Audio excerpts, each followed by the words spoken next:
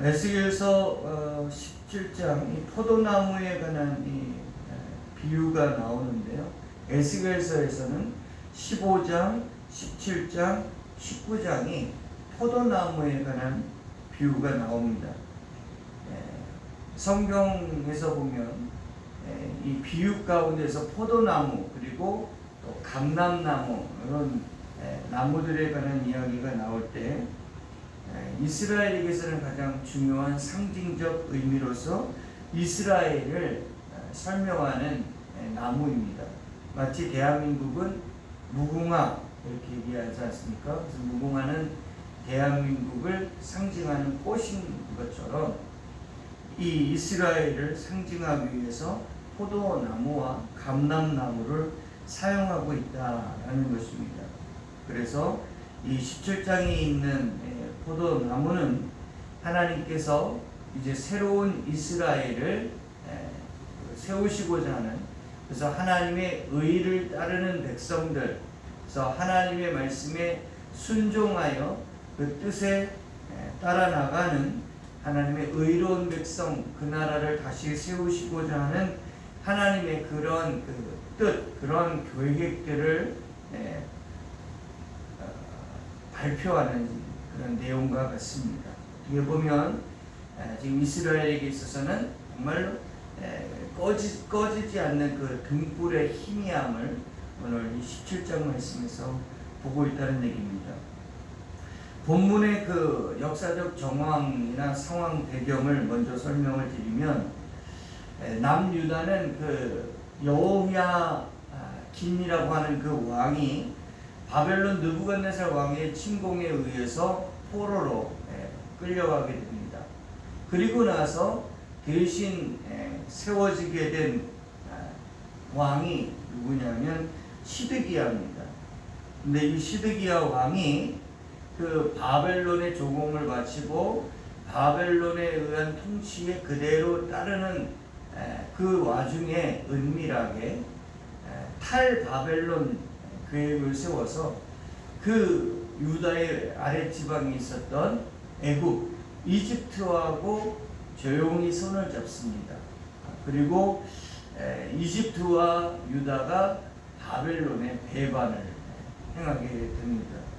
그러는 가운데에 이제 이스라엘이 얼마나 처참하게 망가져 가는가 하는 것, 그리고 그런 배반했던 시드기야 왕이 비참하게 눈을 뽑혀서 끌려가고 마침내 바벨론 땅에서 죽음에 이르게 되는 그 내용들에 대한 주된 이야기입니다. 그래서 보면 이 말씀은 수수께끼와 비유로 말씀하고 있는 내용입니다. 그 얘기는 수수께끼와 비유의 말씀은 유대인들에게 있어서 가장 많이 사용하고 있는, 그래서 본 뜻을, 그래서 하나님의 말씀을 분명하게 설명하기 위한 도구 자료로서, 시청각적 자료로서 사용하고 있는 것이 수수께끼와 비유의 메시지였다는 사실입니다.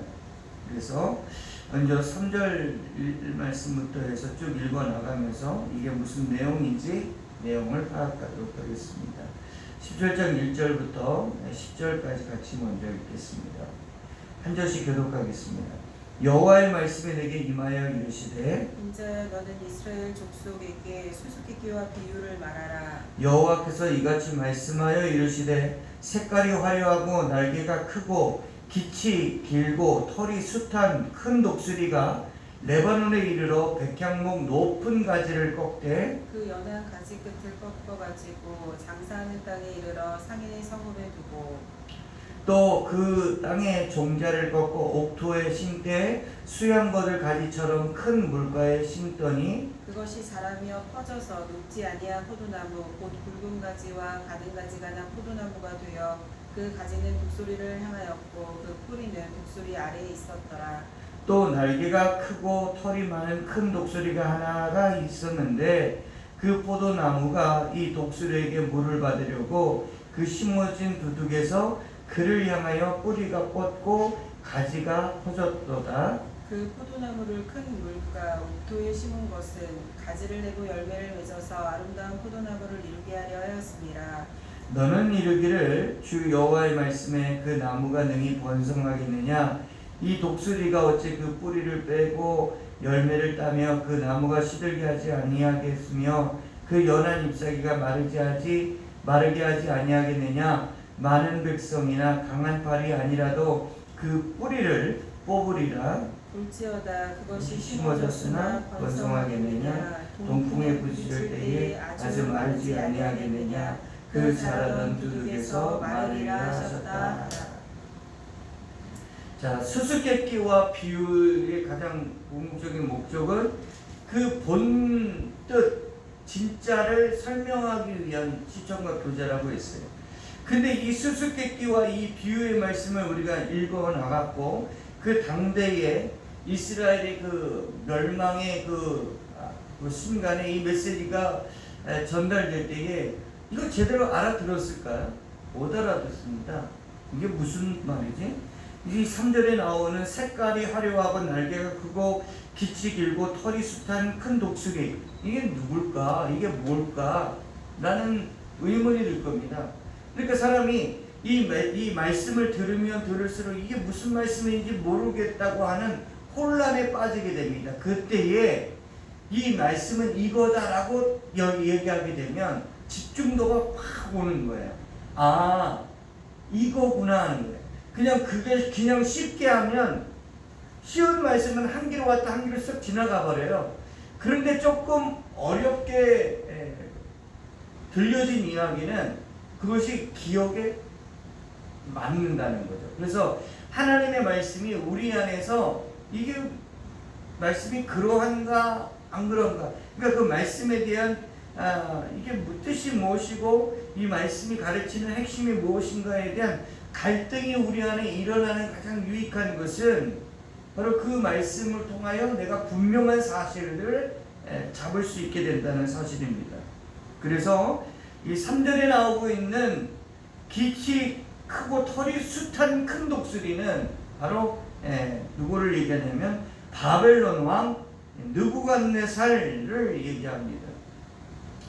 그리고 4절에 보면 연한 가지가 나오는데 이 연한 가지는 어디로 옮겨졌느냐면 장사하는 땅에 이르러 상인의 성읍에 두고, 이 상인의 성읍이란 바벨론을 얘기하는데 여호야긴의 포로와 그와 함께 끌려갔던 고관들, 귀족들을 상징해서 하는 말입니다.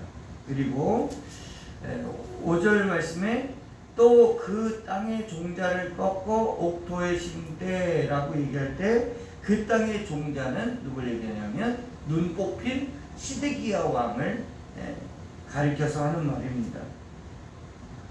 그래서 그 가지가 퍼져서 자라나기는 하는데 그 가지 자체가 포도나무가 되죠. 그 포도나무가 어디 아래에 있다고 하냐면 가지는 독수리를 향하고 그리고 그 뿌리는 독수리 아래에 있었다. 이런 얘기는 이스라엘, 포도나무로 상징되는 이스라엘이 누구하고 접붙임 당하고 있어야 살 수 있다고 얘기를 하냐면 느부갓네살, 바벨론의 느부갓네살 왕에게 붙어 있어야 그나마 생명을 유지할 수 있다라는 얘기를 하고 있습니다. 그래서 지금 하나님은 이것을 이스라엘의 이 설명을 이야기해주고 있어요. 그런데 한편으로 7절에 보면 또 날개가 크고 털이 많은 독수리 하나가 있다 얘기해요. 이거는 3절에 나오는 독수리하고는 다른 독수리입니다. 이 독수리는 누구를 상징하면서 이야기하고 있냐면 바로 애굽을 이야기하고 있다는 얘기입니다. 그래서 포도나무가 이 독수리에게서 물을 받으려고 심어진 두둑에서 그 뿌리를 뽑아서 그 독수리까지 뻗어가고 있었다라는 얘기를 하고 있습니다. 그래서 7절 말씀에 보면 그 포도나무가 이 독수리에게 물을 받으려고 그 심어진 두둑에서 그를 향하여 뿌리가 뽑고 가지가 퍼졌더라. 그래서 원래 이 두 독수리가 나오는데 하나는 큰 독수리는 바벨론이요, 그리고 7절에 나오는 독수리는 이집트인데, 지금 바벨론에 심겨져 있는 포도나무가 이 바벨론 그늘 안에서 있어야 되는데 그 뿌리를 다시 뽑아서 어디로 향하고 있다고 하냐면 이집트로 향하고 있다라고 얘기를 하고 있습니다. 그런데 이렇게 되는 것이 9절 말씀에 하나님이 이런 일들이 과연 이스라엘에게, 포도나무에게 유익하겠느냐, 번성하겠느냐 하는 거죠. 그래서 보면 10절 말씀 보면 볼지어다 그것이 심어졌으나 번성하겠느냐, 동풍에 부딪힐 때에 아주 마르지 아니하겠느냐, 그 자라던 두둑에서 마르리라 하셨더라.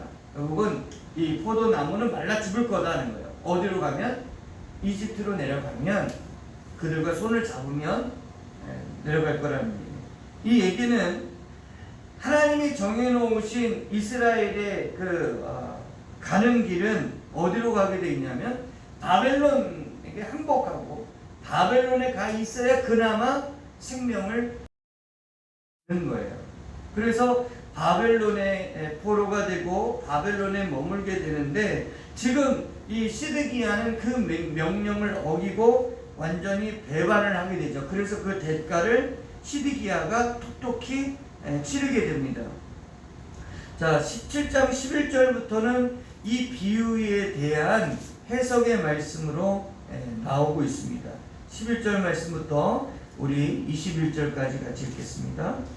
여호와의 말씀이 또 내게 임하여 이르시되 반역하는 족속에게 묻기를 너희가 이 비유를 깨닫지 못하겠느냐 하고 그들에게 말하기를 바벨론 왕이 예루살렘에 이르러 왕과 고관을 사로잡아 바벨론 자기에게로 끌고 가고 그 왕족 중에서 하나를 택하여 언약을 세우고 그에게 맹세하게 하고 또 그 땅에 능한 자를 옮겨갔나니 이는 나라를 낮추어 스스로 서지 못하고 그 언약을 지켜야 능히 서게 하려 하였음이거늘 그가 사절을 애굽에 보내 말과 군대를 구함으로 바벨론 왕을 배반하였으니 형통하겠느냐, 이런 일을 행한 자가 피하겠느냐, 언약을 배반하고야 피하겠느냐. 주 여호와의 말씀이니라.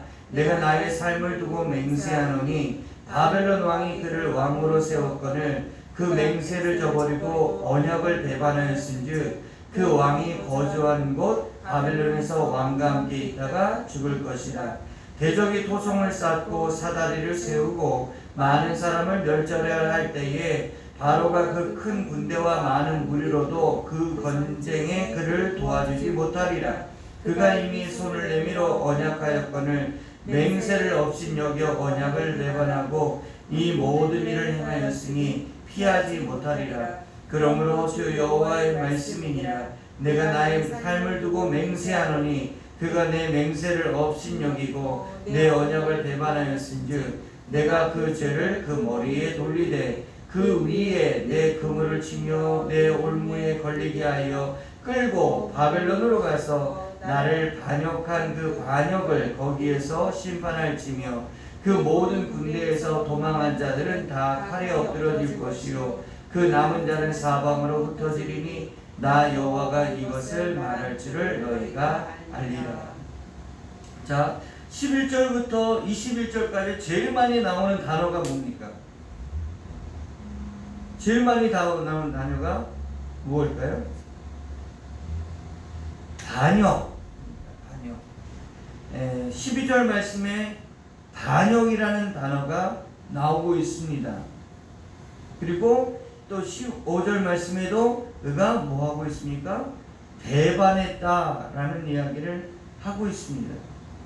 그리고 16절에도 배반했다는 얘기가 나오고 18절에도 배반했다는 얘기가 나오고 19절에도 나오고 있고 20절에도 나오고 있습니다.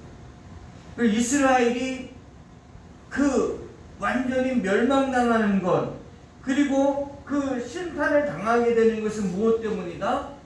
배반 때문이었다는 겁니다. 그러면 배반에 대한 배반이라고 얘기하냐면 그냥 약속을 어긴 거예요. 그러니까 언약입니다. 두 번째로 많이 나오는 단어가 뭐냐면 언약을 이야기하고 있다는 사실입니다. 13절에 보면 언약을 세우고, 그 다음에 14절은 언약을 지키고, 그리고 15절에도 언약을 배반하고야, 이렇게 얘기를 해요. 그리고 16절에는 그 언약을 뭐예요? 맹세했다라고 이야기를 하고 있어요. 그리고 18절에 언약에 관한 이야기를 얘기하고, 19절에도 그 맹세가 언약이라고 또 설명하고 있고, 20절에도 언약이에요. 그러니까 이스라엘 백성들이 멸망당하는 것은 하나님과의 언약을 깨트려 버렸기 때문이고, 그리고 누구의 언약을 깨트린 거예요? 바벨론과의 언약을 깨트려 버린 거예요. 그러니까 시드기야 왕이, 여호와김이 포로로 끌려가게 되면서 그를 대신하여 세운 사람이 시드기야인데, 그 시드기야가 그 바벨론 왕 느부갓네살 앞에서 뭐 했습니까? 언약을 맺고 맹세를 했다는 얘기입니다. 자, 13절에 보면 그 왕족 중에 하나를 택하여, 그게 바로 시드기야를 택해서 언약을 세우고 맹세하게 하고, 그리고 나서 딴 사람을 다 데려가는 거예요. 그러면서 뭐라냐면 14절에 어떻게 해야 이 나라가 설 수 있다, 어떻게 해야 시드기야와 살고 그 유다의 남은 백성이 살 수 있다고 말하냐면, 이는 나라를 낮추어 스스로 서지 못하고 무엇을 지켜야 된다?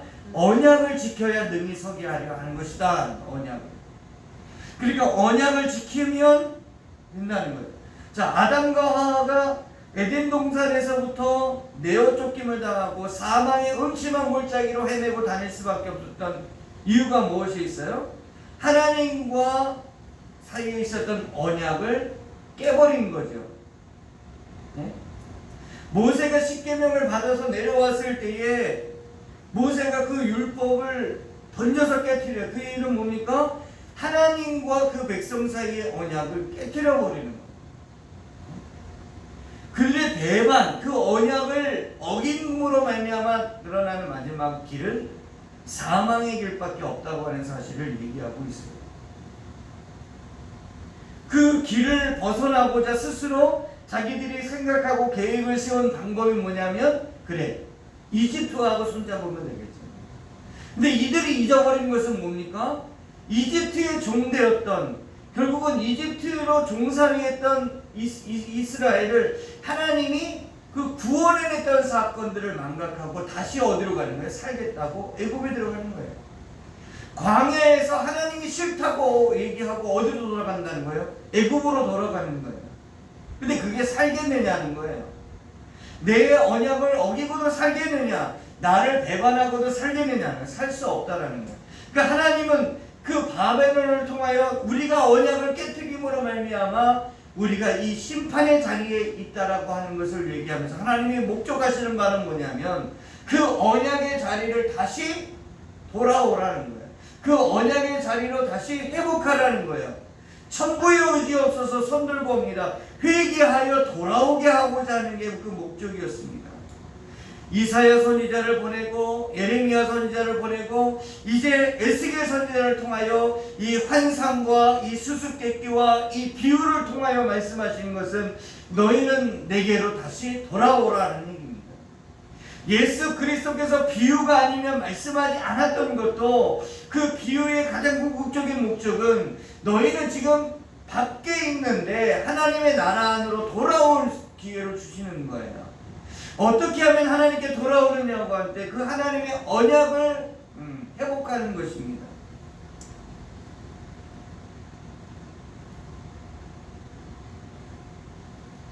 (18절) 말씀에 보면 그가 이미 손을 내밀어 언약하였거늘 맹세를 어겨 언약을 배반하고 이 모든 일을 행하였으니 피하지 못하리라. 그런데 애굽 바벨론과의 그 언약을 깨트려 버린 것을 누구와 깨트려 버렸다고 얘기하냐면 19절에 그러므로 주 여호와의 말씀이니라. 내가 나의 삶을 두고 맹세하노니 그가 내 맹세를 업신여기고 내 언약을 배반하였은즉 내가 그 죄를 어디에 돌리라? 그 머리에 돌리리라. 우리의 삶에서 일어나는 언약을 깨트리는 것, 우리의 삶에서 일어나는 그 언약을 배반하는 것, 그것이 누구에게? 하나님. 우리가 믿음에 대하여 언약을 깨뜨리는 그 믿음에 대한 것에 대한 배반을 행하는 삶은 결국은 하나님의 진노를 촉발하게 된다는 사실. 이 말씀이 너무 무서운 말씀인 거죠.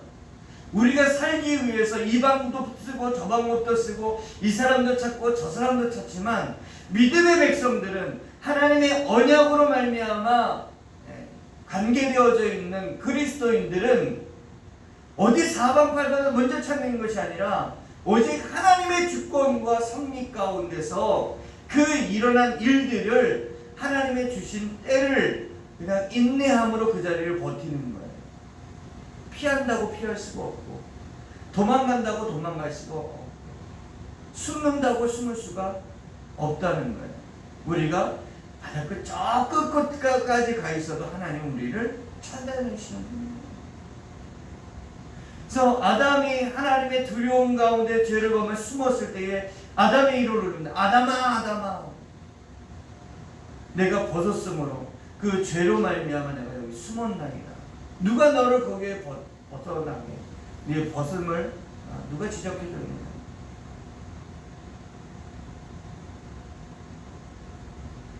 하나님은 이 땅 가운데 모든 하나님의 백성들을 언약 가운데서 일하시는 분입니다. 그 하나님은 그 언약의 말씀을 가지고 우리들에게 그대로 일을 이뤄내시는 그 하나님입니다. 그러시면서 22절부터 24절 말씀까지는 하나님 어떻게 하시는지를 말씀하고 있습니다. 하나님 22절부터 24절까지 같이 읽어보겠습니다. 주 여호와께서 이같이 말씀하시되 내가 백향목 꼭대기에서 높은 가지를 꺾어다가 심으리라. 내가 그 높은 세 가지 끝에서 연한 가지를 꺾어 높고 우뚝 솟은 산에 심되 이스라엘 높은 산에 심으리니 그 가지가 무성하고 열매를 맺어서 아름다운 백향목이 될 것이요 그 각종 새가 그 아래에 깃들이며 그 가지 그늘에 살리라. 들의 모든 나무가 나 여호와는 높은 나무를 낮추고 낮은 나무를 높이며 푸른 나무를 말리고 마른 나무를 무성하게 하는 줄을 알리라. 나 여호와는 말하고 이루느니라. 아멘. 22절 말씀은 이사야 53장의 연한 순 같은 그 메시아 예수 그리스도를 연상하지 않습니까? 23절 말씀에는 겨자씨만한 나무가 점점 자라서 커서 많은 새들이 와서 깃들이는 그 믿음의 나무를 연상하고 있지 않습니까? 그리고 24절에는 하나님께서 예수 그리스도께서 길 가시다가 열매를 찾을 때에 말라버리게 했던 무화과나무를 연상하게 하고 십자가에서 그 꽉 마른 죽은 나무에서 생명의 부활이 일어나는 장면을 연상하게도 하고 있다는 사실입니다. 결국은 너희가 너희 수준으로 너희가 해서 이스라엘의 번성과 풍성함으로 회복되는 것이 아니라 여호와께서 그 일을 행하셔야만 한다. 그래서 맨 마지막 구절에 보면 24절에 나 여호와는 말하고 이루느니라.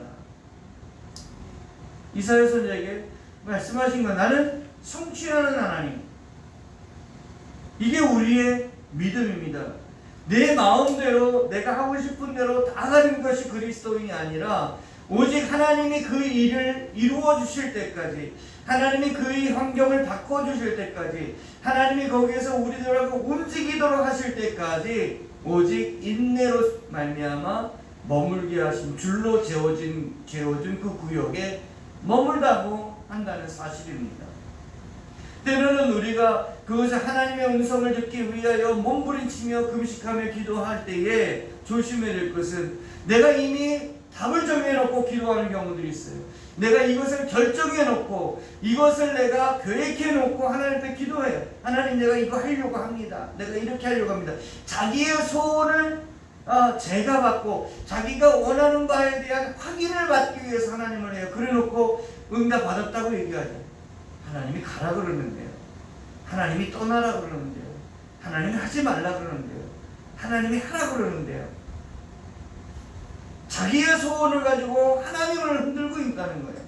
하나님께서 머물게 한 그 자리에 머물고 하나님이 움직이게 한 그 상황 속에서 우리가 움직여가는데, 하나님의 음성이 때로는 우리의 환경들 속에, 우리 문제들 속에, 우리들 역경 속에, 우리의 시련들 속에서 하나님이 말씀하고 있어요. 그러므로 하나님이 지금 우리 이 세상의 갈등과 이런 그 혼란스러운 가운데 우리를 내버려 두는 것은 그 안에서 하나님이 뭔가 뜻을 이루고자 하는, 하나님의 말씀하신 것을 이루어내기 위한 하나의 과정들이라는 사실입니다. 이것을 내게서 옮기시옵소서. 그러나 나의 원대로 마옵시고 아버지의 뜻대로 되기를 원하는, 그 십자가의 고난을 겪지 아니하고서는 하나님의 뜻이 이루어지지 않는 거예요. 우리는 늘 편한 것만 원하고 늘 우리는 넓은 길만을 원하죠.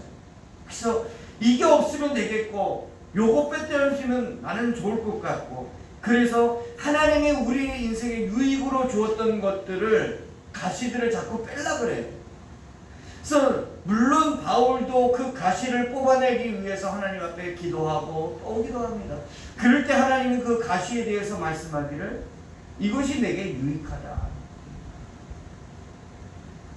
그래서 성급하게 이 가시가 나의 인생의 걸림돌이 되고 이 가시만 없으면 되겠다고 하는 것으로 먼저 얘기하기보다는, 하나님이 이 가시 같은 것을 통해서 이 돌짝밭 같은 길 가운데, 이 좁은 길 같은 내 인생길에서 하나님 이것이 내게 유익이 되게 해 주십시오.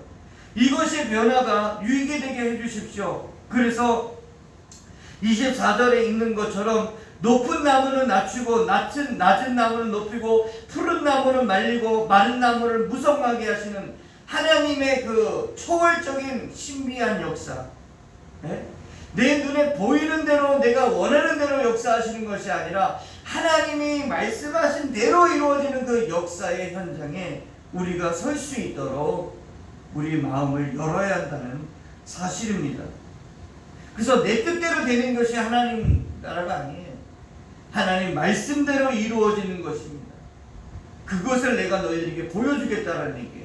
그 사건이 뭐냐면, 에레미야를 통해서 70년 이후에 내가 너희를 다시 이스라엘을 데리고 와서 거기에서 내가 하나님의 의와 하나님의 언약을 따르는 백성들을 다시 내가 세우겠다라는 얘기예요. 그것이 바로 십자가의 길을 따라가는 하나님의 믿음의 백성, 구원받은 백성들에 대한 하나님의 계획이었고 그 계획을 선포하고 있는 것입니다. 그래서 오늘 우리는 마른 십자가에서 생명의 꽃을 피웠던 예수 그리스도의 그 한 가지로서 우리가 접붙임당한 신앙인들입니다. 그래서 예수 그리스도의 참 포도나무에 우리는 그의 가지로서 우리가 열매 맺는 것이 아니라 그 포도나무로 말미암아 우리 그 가지 끝에 열매를 맺게 하시는 거예요. 내가 열매 맺는 것이 아니라 내 노력이나 내 결정이나 나의 선택으로 말미암는 것이 오직 하나님의 열매 맺는 그 자리에, 선택된 자리에 있음으로 말미암아 열매 맺는 자리에 있게 된다는 사실입니다. 그래서 우리의 믿음은 언약적 배반, 예수 그리스도를 배반하는 삶이 아니라 예수 그리스도를 따르는 아멘이어야 합니다.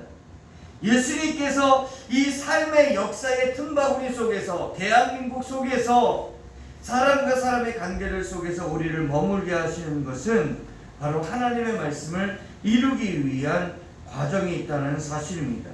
여전히 보이지 아니하는 하나님, 우리 눈으로 확인될 수 없는 그 하나님의 존재가 오늘도 강력하게 주권화되어져 가고 성리되어져 가고 있다는 사실을 믿습니다. 그러므로 이 신앙이 있다면 우리의 믿음으로 말미암아 이 시대에 하나님의 뜻이 이루어지도록 기도해야 하리라 여겨집니다. 오늘 우리 이 믿음의 기도와 간구의 앞에서 여호와의 말씀이 이루어지기를 위하여 기도하는 이 귀한 시간 되기를 예수 이름으로 축원합니다. 하나님, 내 인생에 하나님의 말씀에 인도함을 받기를 원합니다. 세상에 이방인들이 따라다니고 이방인들이 가는 길로 끌려가는 것이 아니라 오직 하나님의 말씀에 이끌림을 받는 우리의 신앙이 될 수 있도록 기도하시는 복된 시간 되기를 바랍니다. 기도하겠습니다.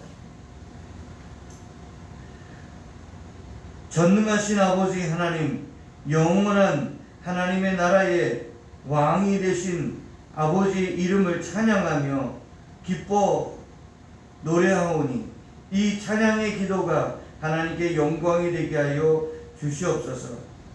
현실에서 만나는 수많은 어려움과 수많은 부조리함에 대한 답답함 속에서도 하나님의 다스리심과 하나님의 주권적 섭리하심을 알게 하여 주셔서 정말 믿음의 백성들이 하나님께서 행하시고 이루시는 그 날까지 오직 인내로 믿음의 담대함으로 신앙의 길을 걸어갈 수 있도록 도와주시옵소서.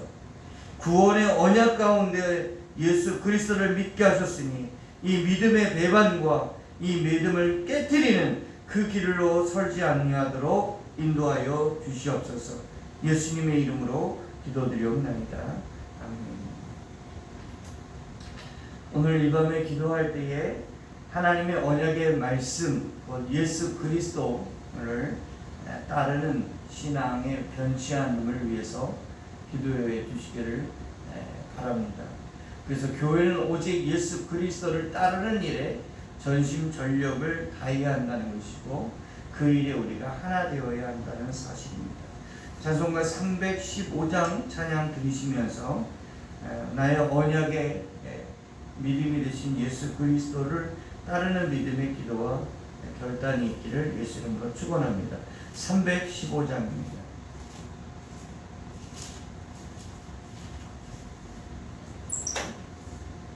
찬송가 315장 찬양 드리겠습니다. 내 주 되신 주를 감사하고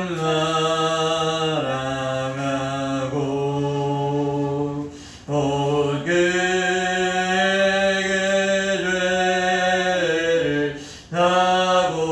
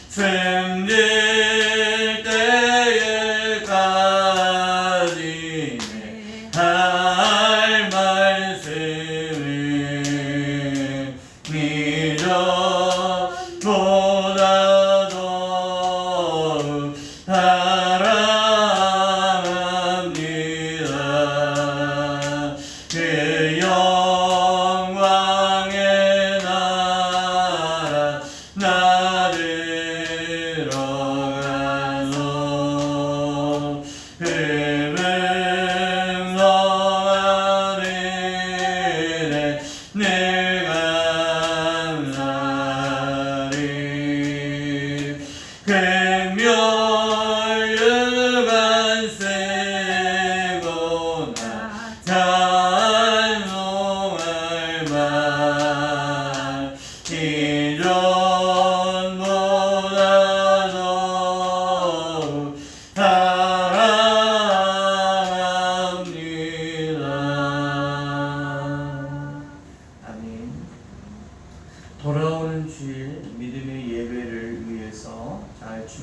되셔서 교회에 오시면 되겠습니다. 오늘 발표로는 큰 교회는 99명까지 모임이 허락됐다라고 얘기하는데, 이제는 인원수에 대한 제한보다는 방역을 더 철저하게 잘 해달라라고 하는 요구를 하는 것 같습니다. 그래서 이번 주에 최소한의 19명의 성도들이 모일 수 있는 그 과정들 속에서 인원이 좀 넘을 수도 있겠지만, 그 방역, 내가 좀 더 나의 몸을 잘 관리할 수 있는 시간 되길 바랍니다. 그래서 이 코로나 상황이나 이런 경제적인 상황까지도 하나님이 허락하신 것은 그 언약의 믿음을 끝까지 지켜나가는 믿음을 보시기 위한 훈련입니다. 그래서 믿음을 가지고 어려우면 어려울수록 더 주를 붙잡고 가까이 나오려고 하는 열심과 헌신이 여러분에게 주어져 있다는 사실을 생각하시면서 주일날 오시면 좋겠습니다. 그래서 오는 그 믿음의 예배를 위해서 기도해 주시기를 바라겠고요.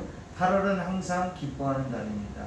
그래서 나쁜 말하고 남을 욕하는 말하고 비방하고 그런 말하는 것보다는 좋은 말하고 칭찬하고 위로해주고 사랑한다고 말해주는 그런 항상 좋은 말들로 말미암아 기쁨을 누릴 수 있는 우리 성도님 되기를 바랍니다. 그래서 기도할 때는 항상 좋은 걸로 기도하지 않습니다. 그처럼 기도가 삶의 말로 나타날 수 있도록 우리 성도님들 기도해 주시면 또한 감사하겠습니다.